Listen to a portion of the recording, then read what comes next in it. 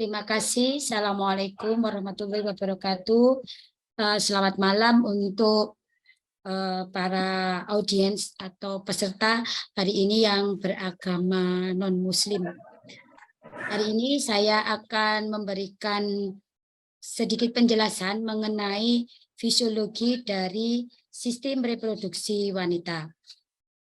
Tujuan pembelajaran kita hari ini adalah untuk memahami yang pertama adalah proses diferensiasi jenis kelamin, embriologi organ genitalia, kemudian sekilas anatomi organ reproduksi wanita, proses oogenesis, siklus menstruasi, ovarium dan uterus, proses pembentukan hormon estrogen di ovarium dan di medula adrenal, proses seksual wanita, fertilisasi sebagai awal kehamilan, proses kehamilan dan perubahan fisik ibu saat hamil, proses persalinan dan proses laktasi. Cukup banyak topik yang kita bahas pada malam hari ini, namun saya harap para audiens tetap tertarik ya, walaupun materinya cukup banyak. Yang pertama adalah proses diferensiasi jenis kelamin. Jadi pada saat janin ini masih di dalam kandungan, pada saat usia kehamilan 5-6 minggu, ini masih belum terjadi atau belum diketahui jenis kelaminnya, karena janin tersebut mempunyai bakal jenis kelamin laki-laki maupun jenis kelamin wanita. Kemudian dengan adanya gen TGF atau testosteron, ini akan menentukan apakah janin tersebut berjenis kelamin laki-laki atau perempuan atau wanita.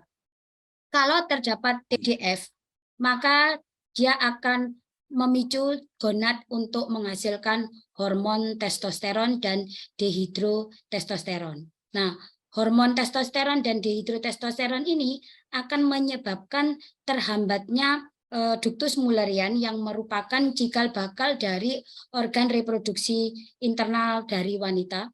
Kemudian dengan adanya testosteron yang dihasilkan oleh testis, ini akan merangsang pertumbuhan dari ductus Wolffian menjadi pertama adalah vas deferens, kemudian vesicula seminalis, kemudian prostat, dan pembentukan genitalia eksterna. Sebaliknya kalau tidak mempunyai gen TGF, maka gonad akan menghasilkan hormon estrogen dan tidak menghasilkan hormon testosteron. Karena tidak ada testosteron, maka akan terjadi regresi dari ductus Wolffian yang merupakan cikal bakal dari organ genitalia laki-laki, tetapi berkembang ductus Mullerian. Sehingga ductus Mullerian nanti akan berkembang menjadi tuba fallopiae, kemudian uterus dan vagina sepertiga bagian atas.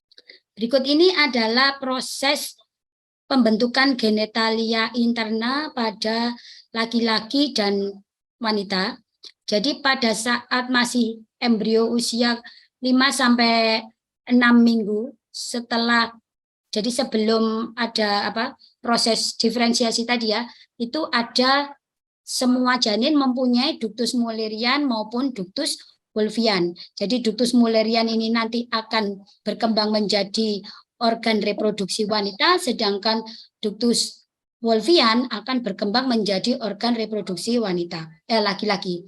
Kemudian dengan adanya gen TGF tadi, kalau dia mempunyai gen TGF, maka gonad akan menghasilkan testosteron sehingga akan berkembang ductus Wolffian akan berkembang, tetapi ductus Mulleriannya akan regresi sehingga nanti akan terbentuk sistem saluran dari genitalia laki-laki bagian internal, yaitu mulai dari epididymis, vas deferens, ductus ejaculatorus, kemudian juga kelenjar vesicula seminalis.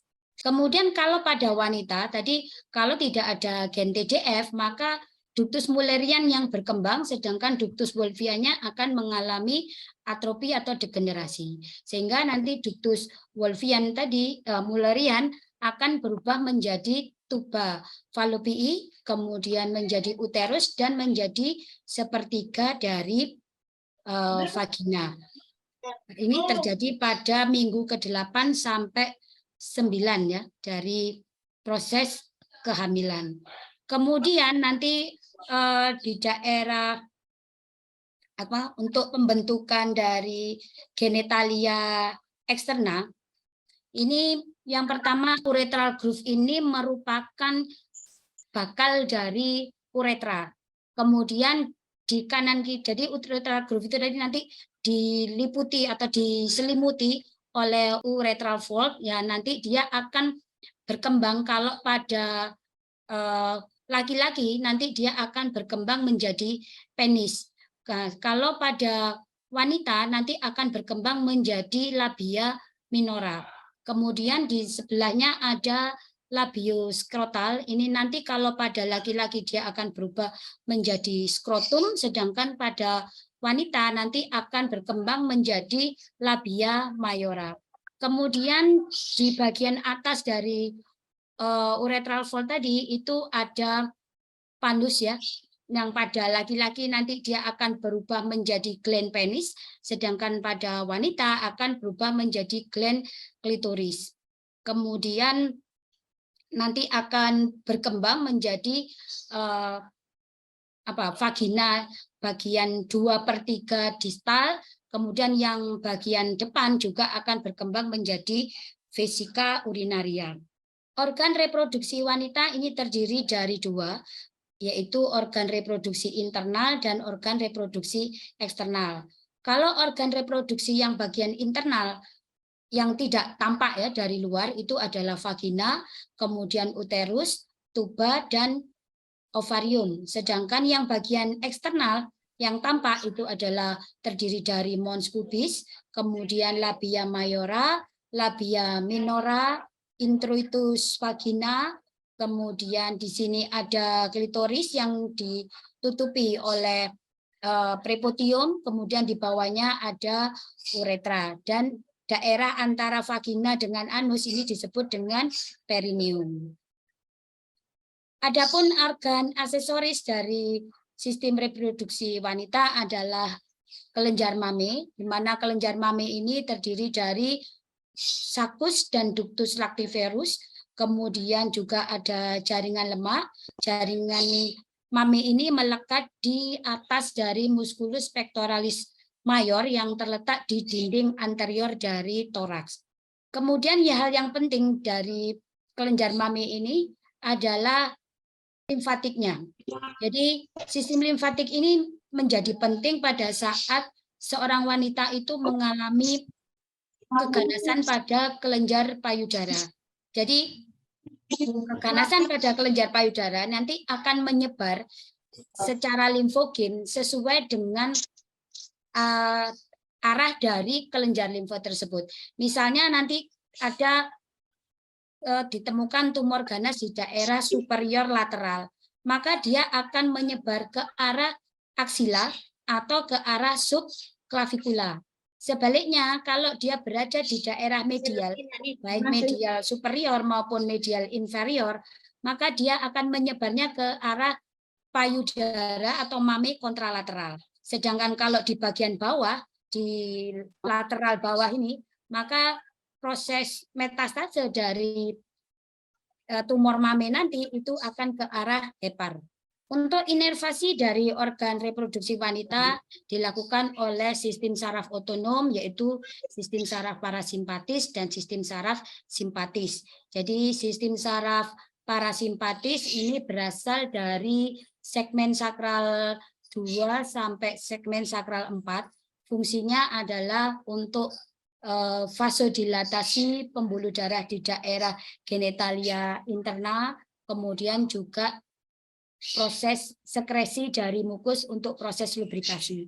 Sedangkan untuk simpatisnya berasal dari truncus flancnicus sepanjang torakal 12 sampai lumbal 2, di mana fungsinya itu adalah untuk menyebabkan kontraksi dari otot-otot di organ reproduksi wanita, yaitu di uterus dan di vagina. Fungsi organ reproduksi wanita adalah pertama untuk proses oogenesis atau proses pembentukan ovum, kemudian siklus menstruasi untuk menghasilkan hormon estrogen dan progesteron. Yang ketiga adalah fungsi seksual, Yang keempat, proses fertilisasi, kehamilan dan persalinan. Yang kelima adalah untuk proses laktasi.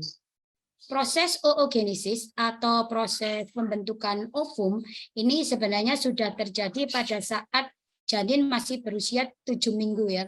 Jadi oogonium yang merupakan stem cell dari ovum yang berada di ovarium ini nanti akan mengalami proses mitosis, jadi dia berproliferasi, mengalami proses mitosis, kemudian mengalami meiosis pertama sampai berhenti pada fase profase 1. Ini terjadi sampai bayi lahir sampai dia nanti berusia menjelang pubertas.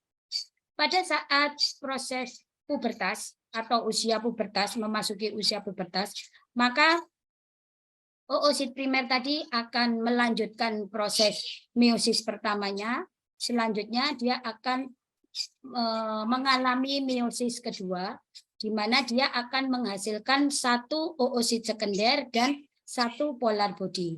Nah, pada meiosis yang kedua ini, kromosomnya sudah haploid, artinya masing-masing oosit sekunder dan polar body hanya mempunyai kromosom 23. Kemudian meiosis yang kedua ini dia akan berhenti pada fase metafase. Kalau misalnya tidak terjadi proses fertilisasi, artinya tidak ada spermatozoa yang mampu menembus ovum, maka oosit sekunder yang sudah dilepaskan pada proses ovulasi ini nanti akan segera mengalami atrofi ya 24 jam. Jadi proses oogenesis atau proses pembentukan ovum ini sudah terjadi pada saat janin usia 7 minggu. Jadi oogonium atau stem cell dari ovum itu nanti akan mengalami proliferasi dan mitosis. Kemudian dia juga akan mengalami meiosis 1 membentuk oosit primer yang berhenti pada fase profase 1.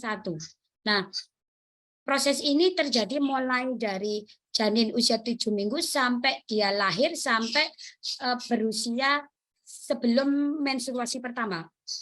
Kemudian setelah masuk periode pubertas, maka oosit primer ini nanti akan melanjutkan meosisnya, kemudian dia akan melakukan meiosis yang kedua.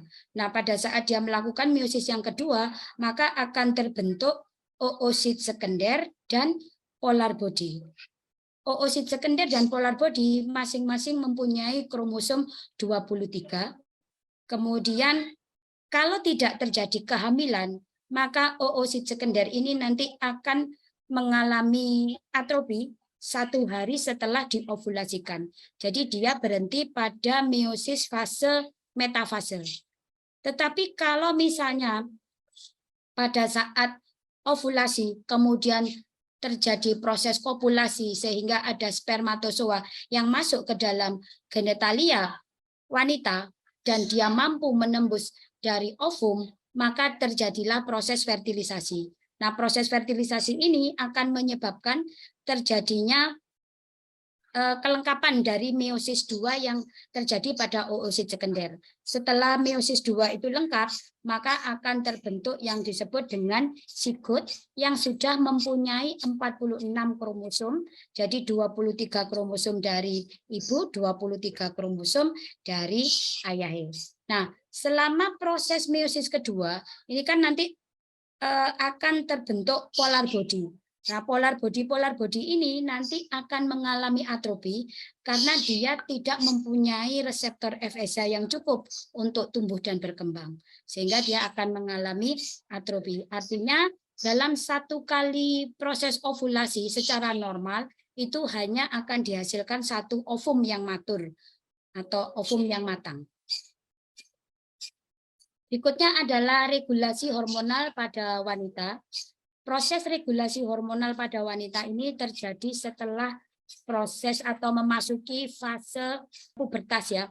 Jadi pada saat kadar estrogen di dalam darah itu rendah, maka hipotalamus akan menghasilkan hormon yaitu gonadotropin releasing hormone. Gonadotropin releasing hormone ini nanti akan bekerja pada hipofise anterior. Dia akan merangsang pengeluaran FSH dan LH. FSH akan bekerja di sel granulosa, sedangkan LH akan bekerja di sel TK. Di sel TK, LH akan merubah kolesterol menjadi androgen, kemudian dibawa ke sel granulosa. Di sel granulosa, androgen dengan bantuan enzim aromatase akan diubah menjadi estrogen. Selain itu, FSH juga menghasilkan merangsang granulosa menghasilkan inhibin. Kemudian setelah ovulasi, maka LH akan semakin banyak dihasilkan, dia akan semakin banyak menghasilkan hormon androgen dan hormon progesteron, sehingga kadar estrogen dan progesteron di dalam darah akan meningkat. Estrogen dan progesteron ini penting untuk proses pertumbuhan dan perkembangan dari organ reproduksi. Nah, pada saat estrogen dan progesteron di dalam darah itu tinggi, maka mulailah terjadi efek feedback negatif. Maka dia akan menekan dari hipotalamus dan hipofise untuk menurunkan produksi LH, sedangkan inhibin ini nanti akan menghambat hipofise anterior untuk menekan produksi FSH. Rendahnya LH dan FSH maka akan menurunkan produksi estrogen dan progesteron sehingga kadarnya akan turun. Begitu dia turun kadarnya, maka dia akan merangsang kembali hipotalamus untuk mengeluarkan GnRH sehingga memicu terjadinya produksi estrogen dan progesteron kembali. Jadi mekanismenya adalah mekanisme feedback negatif. Kalau estrogen di dalam darah dan progesteron di dalam darah rendah, maka dia akan merangsang hipotalamus untuk mengaktifkan pembentukan estrogen. Sebaliknya, kalau estrogennya sudah tinggi di dalam darah, maka dia akan menekan kembali hipotalamus untuk menurunkan hormon GnRH sehingga produksi estrogen dan progesteron akan menurun. Prosesnya akan terulang terus. Berikutnya adalah siklus menstruasi. Jadi siklus menstruasi pada wanita mulai terjadi pada fase pubertas dan berhenti pada fase menopause. Siklus menstruasi ini ada dua macam, yaitu siklus menstruasi yang terjadi di ovarium dan siklus menstruasi yang terjadi di uterus.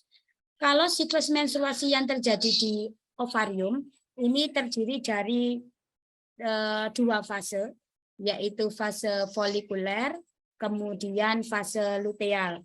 Pada hari ke-14 ini terjadi ovulasi, tapi dia tidak termasuk di dalam fase folikuler atau fase luteal.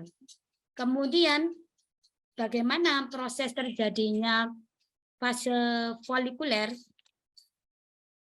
Jadi pada hari ke-1 siklus menstruasi sampai hari ke-13 ini akan terjadi peningkatan hormon estrogen akibat rangsangan dari FSH dan LH. Nah, dengan adanya peningkatan hormon estrogen tadi, ini nanti akan menyebabkan terjadinya perubahan ya. Jadi kan androgen yang dihasilkan oleh LH dengan bantuan aromatase ini akan diubah menjadi estrogen. Kemudian pada hari ke-14 kadar estrogen di dalam darah menjadi sangat tinggi sehingga akan terjadi umpan balik negatif pada FSH. Jadi FSH akan sedikit menurun tetapi terjadi umpan balik positif pada LH. Jadi LH-nya akan meningkat sehingga terjadilah LH surge. Nah, LH surge ini akan menyebabkan pecahnya dari folikel yang berisi ovum yang sudah matang tadi sehingga terjadilah proses ovulasi. Kemudian hari ke-15 sampai hari ke-28 terjadi fase yang disebut dengan fase luteal. Dengan pengaruh LH yang masih tinggi karena rangsangan estrogen, maka folikel yang sudah kehilangan ovum akan berubah menjadi korpus luteum, di mana korpus luteum ini nanti akan menghasilkan estrogen dan progesteron. Kalau misalnya tidak terjadi kehamilan, maka tingginya estrogen dan progesteron ini nanti akan menghambat FSH dan LH sehingga akan terjadi penurunan kedua hormon tersebut, maka korpus luteum akan berubah menjadi korpus albikan, di mana korpus albikan ini sudah tidak menghasilkan hormon estrogen maupun progesteron, sehingga terjadilah penurunan kadar hormon estrogen dan progesteron. Nanti siklus akan kembali berulang. Ini pengaturan hormonalnya pada tiap fase ya. Ini berikutnya adalah sintesa estrogen dan progesteron di ovarium. Jadi pada saat masuk fase pubertas sampai nanti berhenti pada fase menopause, maka pembentukan estrogen dan progesteron itu terutama terjadi di ovarium. Jadi karena pengaruh dari hormon LH, LH ini nanti akan bekerja di sel TK, dia akan merubah kolesterol menjadi androgen dan testosteron. Nah, androstenedion dan testosteron ini nanti akan dibawa ke sel granulosa, kemudian dengan bantuan aromatase, maka androstenedion dan testosteron akan diubah menjadi estradiol, dan estradiol ini nanti akan masuk ke dalam aliran darah untuk bekerja di sel targetnya ya. Jadi sel target dari estrogen itu adalah organ reproduksi wanita baik internal maupun eksternal, kemudian organ aksesoris di otak, di kulit, dan di tulang. Selain di ovarium, maka pembentukan estrogen dan progesteron juga bisa terjadi di suprarenal. Proses ini lebih dominan pada saat wanita itu masuk ke fase menopause ya. Jadi kolesterol yang berasal dari dalam darah, jadi dari makanan ya, yang kita makan yang mengandung kolesterol, itu nanti akan disimpan di hepar, kemudian dari hepar nanti akan dikeluarkan lagi ke dalam sirkulasi, masuk ke kelenjar suprarenal. Kolesterol di suprarenal nanti akan diubah menjadi androstenedion dan testosteron, kemudian dari androstenedion dan testosteron akan diubah menjadi estrogen dalam bentuk estron dan estriol. Jadi estrogen itu ada macam-macam ya. Jadi ada estradiol, ada estron, ada estriol. Yang fungsinya paling kuat sebagai efek proliferasi itu adalah estradiol, sedangkan estron dan estriol ini potensinya 1/1000 dari estradiol. Kemudian selain diubah menjadi estrogen, kolesterol ini juga nanti akan diubah menjadi pregnenolon, kemudian dari pregnenolon akan diubah menjadi progesteron. Ini terjadi di kelenjar suprarenal yang lebih dominan pada orang-orang yang sudah masuk ke fase menopause. Sehingga wanita yang gemuk itu akan cenderung gejalanya lebih ringan. Jadi gejala menopause ya akibat penurunan dari hormon estrogen, gejalanya akan lebih ringan dibandingkan orang yang kurus karena kadar kolesterolnya lebih sedikit, sehingga untuk produksi estrogen dalam bentuk estron dan estriol ini lebih sedikit. Akibatnya dampak dari penurunan estrogen ini akan lebih terasa pada orang-orang yang kurus pada saat memasuki fase menopause. Berikutnya adalah fungsi seksual wanita. Jadi fungsi seksual wanita ini hampir sama fase-fasenya dengan laki-laki. Jadi yang pertama adalah fase desire atau timbulnya hasrat ya. Jadi timbulnya hasrat untuk melakukan aktivitas seksual itu bisa dari misalnya karena kita mulai dari melihat gambar-gambar yang erotis, kemudian mungkin kita mendengar suara-suara yang erotis juga, kemudian suasananya juga mendukung, itu untuk melakukan aktivitas atau rangsangan untuk melakukan aktivitas seksual. Kemudian baru masuk ke fase arousal, yaitu fase perangsangan yang terjadi akibat respon dari sentuhan atau mungkin sentuhan-sentuhan di daerah-daerah tertentu ya dari wanita, sehingga akan menyebabkan keluarnya hormon yaitu vasoaktif intestinal polipeptida yang menyebabkan aliran darah di daerah vagina menjadi lebih banyak, sehingga ukuran klitoris akan menjadi lebih besar, kemudian juga vagina juga menjadi lebih membengkak gitu ya. Kemudian juga ada cairan lubrikasi. Selanjutnya fase plateau di mana rangsangan ini terus dipertahankan sampai mendekati puncak. Maka pada fase ini klitoris akan semakin tegang, kemudian juga ukuran vagina juga semakin membesar, sekresi dari kelenjar Bartholin juga sudah mulai lebih banyak, kemudian juga mulai terjadi kontraksi dari vagina, serta posisi dari uterus itu menjadi elevasi atau menjadi lebih tegak.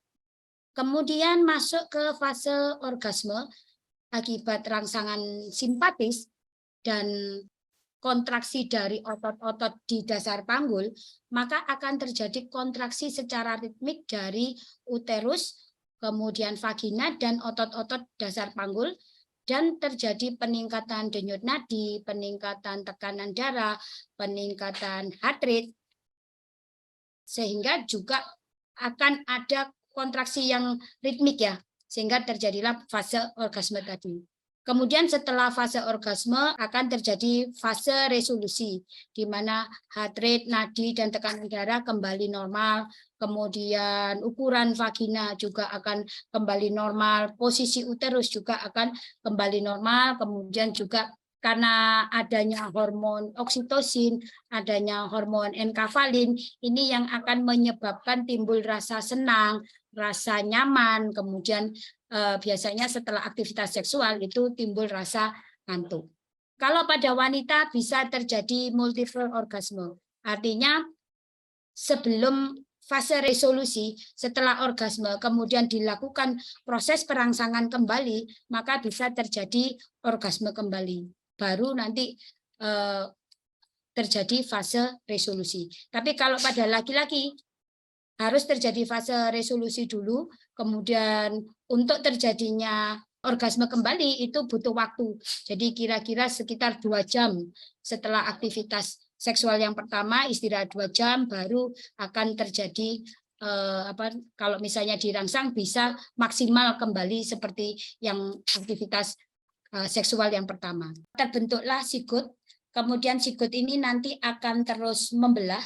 Jadi mulai dari 2 sel jadi 4 jadi 8, sampai terbentuk morula. Nah, morula ini bentuknya sel yang padat gitu ya, pada hari ketiga. Kemudian pada hari keempat ini sudah terbentuk blastokista. Jadi di bagian tengah dari morula ini nanti akan terbentuk ruangan kosong. Kemudian di bagian pinggir ini nanti akan terbentuk yang disebut dengan inner muscle.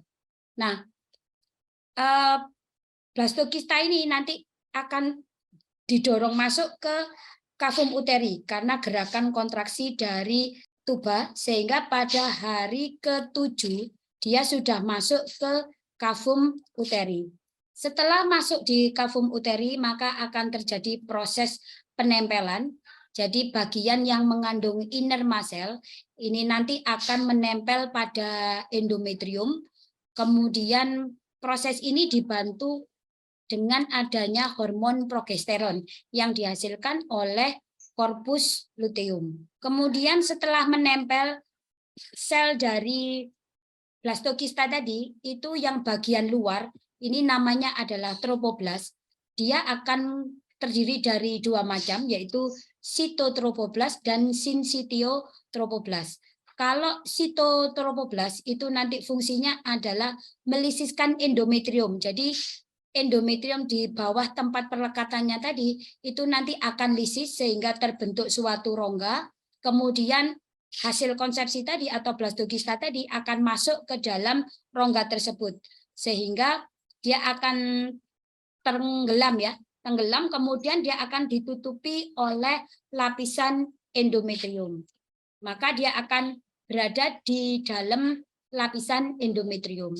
Selanjutnya, tropoblast tadi kan akan terus menggerus dari endometrium nanti untuk membentuk plasenta, sedangkan yang sinsitiotropoblast ini nanti akan merangsang corpus luteum dia akan menghasilkan hormon HCG yang merangsang korpus luteum tetap menghasilkan progesteron sampai plasenta siap sendiri menghasilkan progesteron di minggu ke-20. Nah, proses mempertahankan hasil konsepsi di dalam endometrium ini dengan adanya progesteron, maka akan menyebabkan kontraksi menjadi menurun, kemudian dia juga menekan respon imun terhadap hasil konsepsi, kemudian dia juga akan menekan mediator-mediator yang sifatnya inflamasi, sehingga hasil konsepsi bisa dipertahankan sampai lahir. Berikutnya adalah pembentukan plasenta dan proses embriogenesis. Pada hari ke-12, embrio yang sudah tertanam di dalam lapisan desi2, ini nanti akan ada lapisan trofoblast tadi ya. Jadi lapisan trofoblast nanti akan membentuk korion, kemudian korion ini nanti akan menghasilkan enzim yang fungsinya adalah untuk melisiskan desi2, sehingga nanti akan menyebabkan pembuluh darah ibu yang ada di arteri di endometrium itu nanti akan bocor dan mengisi dari rongga-rongga yang sudah dibentuk oleh korion tadi. Kemudian supaya tidak membeku, maka korion tadi juga menghasilkan antikoagulan. Selanjutnya nanti korion akan membentuk tonjolan-tonjolan yang masuk ke dalam rongga-rongga tadi. Kemudian tonjolan-tonjolan tadi nanti akan terisi pembuluh darah dari janin atau yang nanti akan membentuk filus dari plasenta. Jadi prosesnya seperti ini. Jadi setelah ini kan setelah masuk ya, setelah masuk di dalam perubahan fisik yang terjadi selama proses kehamilan ini ditujukan untuk pertumbuhan dan perkembangan dari janin. Jadi perubahan apa saja? Yang pertama adalah peningkatan berat uterus akibat proses hipertrofi dan hiperplasi. Kemudian yang kedua peningkatan cairan darah, volume cairan darah yang tidak seimbang dengan peningkatan jumlah eritrosit sehingga terjadi hemodilusi atau anemia relatif. Kemudian peningkatan pernafasan akibat pembesaran dari uterus sehingga menekan diafragma pada proses respirasi, berat badan yang meningkat akibat adanya janin, plasenta, cairan ketuban, deposit protein maupun retensi dari natrium, kemudian terjadi peningkatan volume urin akibat peningkatan glomerular filtration rate yang masuk ke dalam ginjal, kemudian peningkatan sensitivitas terhadap obat anestesi, kemudian juga terjadi pembesaran kelenjar mame untuk persiapan produksi ASI, kemudian terjadi motilitas GI tract yang menurun akibat pengaruh dari tingginya hormon estrogen, progesteron, dan HCG. Juga adanya peningkatan-peningkatan hormon yang lain yaitu estrogen, progesteron, HCG, ACTH, relaksin, prolaktin, dan oksitosin, serta terjadinya perubahan dari sistem muskuloskeletal. Jadi ini ya yang terjadi. Kalau sistem muskuloskeletal, kurvatura dari vertebra thoracolumbar ini ya yang berubah. Kemudian pembesaran uterus, kemudian karena adanya peningkatan berat dari janin, kemudian motilitas usus menurun, pembesaran dari mame, kemudian juga ada perubahan warna ya, dari kulit menjadi hiperpigmentasi, kemudian juga peningkatan jumlah cairan yang masuk ke jantung sehingga terjadi peningkatan tekanan darah, peningkatan volume urin, juga pembesaran dari uterus ini akan menekan diafragma sehingga pada saat proses inspirasi tidak mencukupi, akibatnya kadar CO2 ibu menjadi lebih tinggi sehingga memicu terjadinya proses pernafasan menjadi lebih banyak frekuensi pernafasannya. Ini topik yang terakhir adalah proses laktasi. Jadi selama kehamilan tingginya hormon estrogen ini akan menyebabkan terjadinya perkembangan dari ductus lactiferus, kemudian juga tingginya hormon progesteron ini juga akan merangsang pembentukan alveolus dan lobulus yang ada di kelenjar lactiferus. Kemudian pada akhir kehamilan ini nanti akan terjadi peningkatan hormon prolaktin, di mana hormon prolaktin ini ditambah dengan human chorionic somatomamotropin ini akan merangsang sintesis dari enzim-enzim yang dibutuhkan untuk memproduksi ASI. Nah, ini adalah mekanisme laktasi. Jadi pada saat setelah lahir, di mana estrogen sudah mulai menurun, maka akan terjadi peningkatan hormon prolaktin lebih banyak, sehingga dia akan meningkatkan produksi dari ASI. Nah, proses laktasi ini dirangsang dengan hisapan puting payudara ibu oleh bayi. Kemudian ini akan menyebabkan, rangsangan tersebut akan menyebabkan hipotalamus akan lebih banyak mengeluarkan oksitosin. Sehingga oksitosin yang tinggi di dalam darah ini akan bekerja pada myoepitel yang ada di ductus lactiferus, maka dia akan menyebabkan terjadinya pengeluaran dari ASI. Sedangkan prolaktin yang dihasilkan ini akan meningkatkan sekresi dari ASI. Dengan demikian, pada saat proses laktasi ini, oksitosin dan prolaktin ini berperan untuk memproduksi ASI dan mengeluarkan ASI.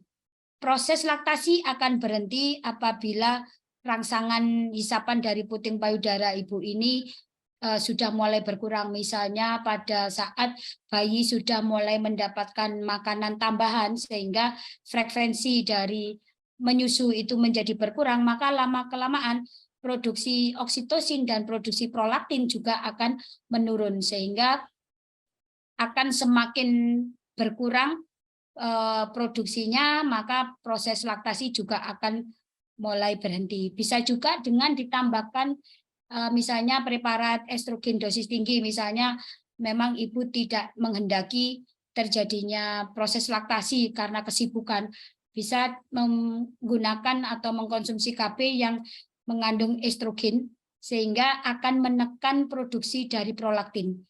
Dengan tingginya estrogen dalam darah, prolaktin yang rendah, maka produksi ASI juga akan berkurang sehingga proses laktasi bisa berhenti. Keuntungan dari proses laktasi yang pertama adanya kandungan kolostrum yang diproduksi selama 5 hari pertama ini banyak mengandung komponen-komponen imunoprotektif tetapi sedikit mengandung lemak dan laktosa sehingga tidak menyebabkan terjadinya diare pada janin. Kemudian ASI ini juga mengandung sel-sel imun seperti sel limfosit, sel B, kemudian makrofag dan neutrofil, kemudian juga menghasilkan antibodi, di mana antibodi yang banyak dihasilkan oleh ASI itu adalah jenisnya antibodi imunoglobulin A, kemudian juga antibodi-antibodi yang dihasilkan oleh ibu pada saat ibu ini terpapar misalnya antigen baik secara pasif maupun secara aktif, ya, misalnya pasif dengan imunisasi atau aktif pada saat dia terinfeksi sehingga terbentuk antibodi, maka bisa dikeluarkan bersama ASI sehingga mampu melindungi bayi selama 6 bulan pertama. Kemudian juga mengandung laktoferin, di mana laktoferin ini fungsinya adalah mencegah pertumbuhan dari bakteri-bakteri yang sifatnya patogen di intestinal dari bayi, kemudian juga mengandung lactobacillus, ya. Juga lactobacillus ini juga menghasilkan asam laktat sehingga juga mampu menghambat pertumbuhan bakteri-bakteri yang sifatnya patogen. Terima kasih sudah mendengarkan kuliah saya hari ini. Ini adalah referensi yang saya gunakan, bisa dibaca-baca kembali kalau mau membutuhkan konfirmasi gitu, ya.